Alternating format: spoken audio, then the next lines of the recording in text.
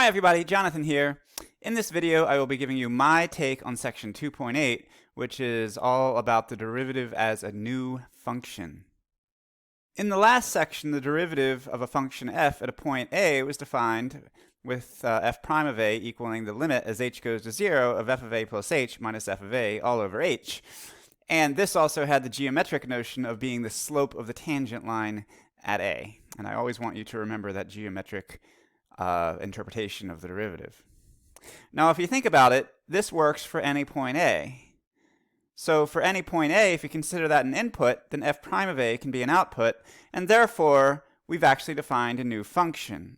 So with a modest sleight of hand here, replacing the A with an x, because usually we like our inputs to be called x, we define a new function, f prime of x, via the saying it's the limit as h goes to 0 of f of x plus h minus f of x all over h. The only difference is we're now considering this to be a function instead of just a slope at a single point.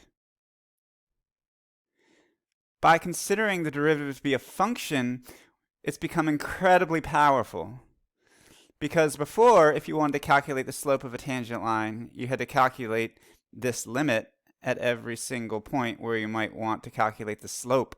This does it for every point, all at once, all in one go.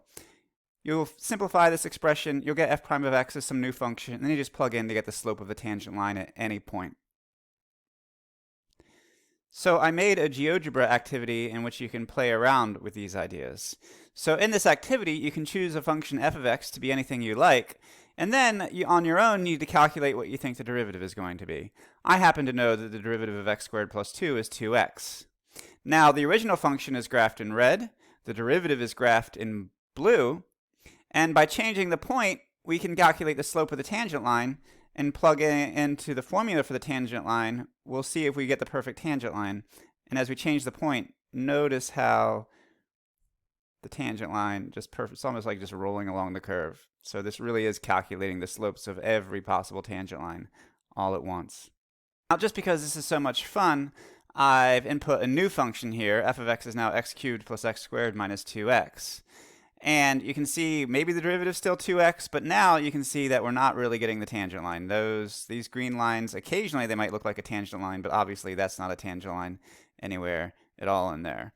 So you can go ahead and calculate this using the definition. I calculated it out ahead of time, and I happen to know some shortcuts. So I happen to know the real derivative is going to be 3x squared plus 2x minus 2. And now we've got the real derivative graphed in blue like this, and now by changing the point, we should see the tangent line perfectly rolling along the graph as we change the point. It's just really satisfying to watch it changing and always being the perfect tangent line. Yeah, look at that. Let's just zoom up. Zoom, zoom, zoom, zoom. Yeah, it is totally the perfect tangent line. Okay, well, I hope you have fun with this and try plugging in your own functions and practice calculating your own derivatives and see if you can get the magic to happen. See you later.